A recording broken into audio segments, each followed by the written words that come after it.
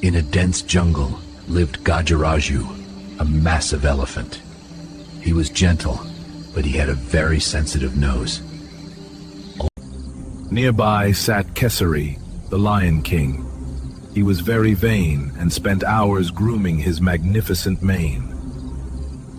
Suddenly, a tiny white feather floated on the breeze and drifted right into Gajaraju's trunk. His eyes widened in surprise.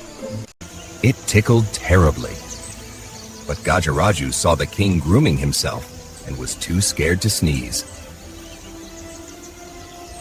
He tried to hold it in. His face turned red and his trunk twisted like a pretzel.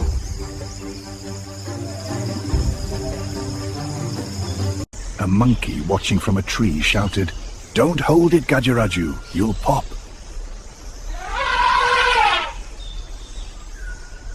Far, but it was too late.